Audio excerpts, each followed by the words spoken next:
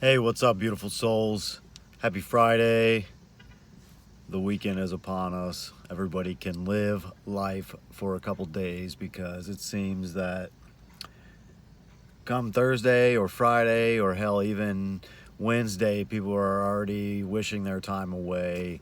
And so, oh, it's almost the weekend. I can't wait for the weekend. I can't, you know, what a bleak existence we live when we chase 2 days to live instead of living 7 days a week in every moment, in every situation. Man, how much we cheat ourselves and we don't even realize it, wishing time away to get to 2 free days that you don't go and hate your life at some place that would replace you if you died or decided to quit without second thought. So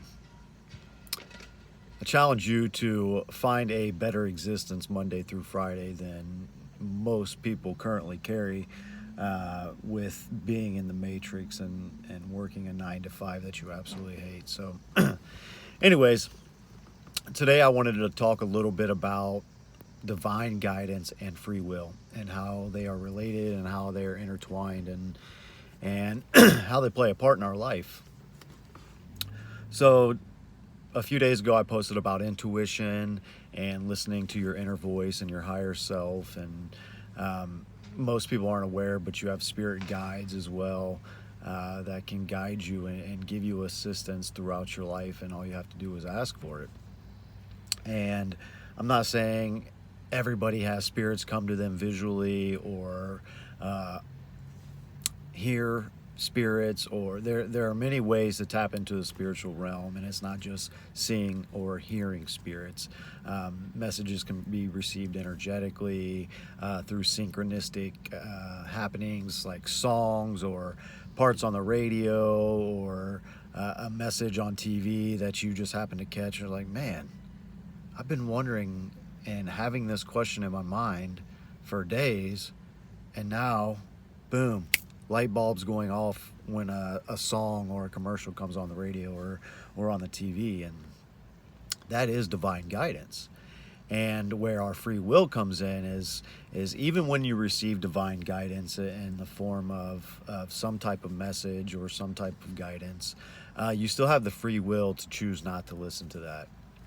And that's where our human experience varies so drastically, because our ego gets involved and our ego says, you don't go for it, screw it, you probably shouldn't do this, but hey, what the hell, who hasn't done that in their life, who hasn't ignored their intuition, um, whether it be with a significant other, not listening to your gut when they are up to no good, or not um, listening to yourself when you're doing stupid shit. Especially as a teenage boy, man, I never listen to my intuition. It's like, hey, you probably shouldn't do this. Okay, I'm going to do the opposite. So that's where free will comes in. And, things don't always go bad when you ignore your divine guidance.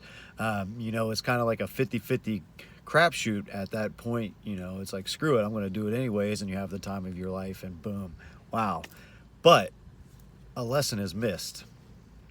And that lesson, if you're not careful and you keep ignoring the same message repeatedly, the same divine guidance repeatedly, you're going to find yourself in a dark place, whether it be depression, whether it be seriously injured if you're if you're out doing crazy dumb shit and not listening to your divine guidance.